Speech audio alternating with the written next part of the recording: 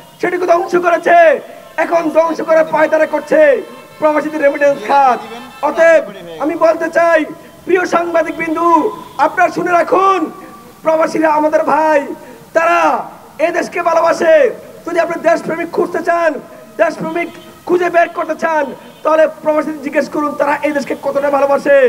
2024 সালে যখন আমরা আহ্বান করেছিলাম শেখ হাসিনাকে আপনারা অর্থ দেওয়া বন্ধ করুন, তারা আমাদের ডাকে সাড়া দিয়েছিল।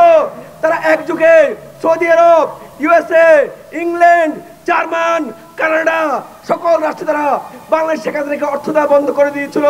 এতে এ দেখে বুঝতে পেরেছি তারা এদেশকে ভালোবাসে, এদেশকে এগিয়ে নিতে চায়, শাসক মুক্ত হতে চায়। এদেশের জনগণকে তারা ভালোবাসে, তাদের রক্ত পরিশ্রম গ্রামের টাকায় এদেশে অক্সিজেন টিকে আছে, এদেশের মানুষ টিকে আছে। অতএব প্রবাসীদের নিয়েই যারা কোনো প্রকার কালক্ষেপণ করবে, তামাশা করবে, প্রতারণা করবে, তাদেরকে বাংলাদেশের জনগণ উচিত জবাব দিবে ইনশাআল্লাহ। প্রিয় দেশবাসী, আমি শেষ দুটি কথা বলবো। একটি কথা হচ্ছে যে এখনো রক্তের দাগ শুকায়নি, এখনো লাশের সারি চলমান।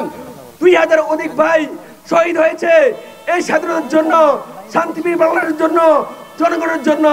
এখনো হাসপাতালে আইসিইউতে ভর্তি আছে, এখনো আহত হয়ে পঙ্গুতে জীবন বরণ করছে। কারো হাত নেই, কারো পা নেই, কারো চোখ নেই। অতএব যারা এই বিপ্লবকে ব্যাহত করবে, এই স্বাধীনতাকে ব্যাহত করবে, এই গণ অভ্যুত্থানকে ব্যাহত করবে, যারা আওয়ামী লীগের চামচামি করবে, দালালি করবে, ভারতের চামচামি করবে, দালালি করবে, দোসরগিরি করবে, তাদেরকে বাংলার জমিন থেকে উৎখাত করা হবে। ধন্যবাদ সবাইকে। আসসালামু আলাইকুম। ধন্যবাদ। মোহাম্মদ মুজাম্মেল মিয়া সম্পূর্ণ নষ্ট করে দিয়েছে স্বৈরাচার সরকার, যেভাবে অর্থনীতিকে ধ্বংস করেছিল।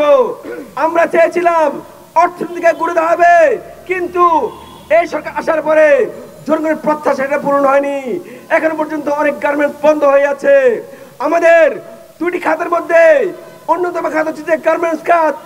আপনাদের সামনে বক্তব্য নিয়ে আসবেন জামাল উদ্দিন ভাই।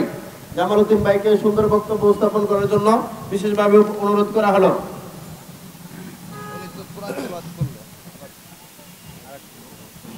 আসসালামু আলাইকুম প্রিয় দেশবাসী ও সাংবাদিকবৃন্দ, আমরা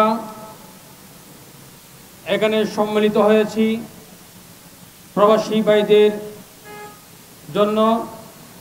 আমাদের এই প্রবাসী ভাইদের জন্য এই বিমান ভাড়া বৃদ্ধি করার কারণে এই বাংলাদেশে হয়তো সর্বপ্রথমই এই আমজনতার দল রাজপথে নেমে সাংবাদিক ব্রিফিং করতেছে এবং প্রতিবাদ করতেছে।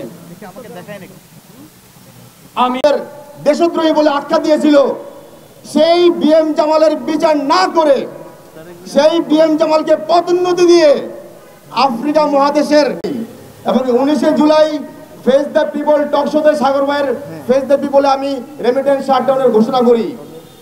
20 জুলাই আমি ইউকে কাসবা টিভিতে টক শোতে আমি রেমিটেন্স শাটডাউনের ঘোষণা করি এবং 21 জুলাই আমি আমার টাইমলাইনে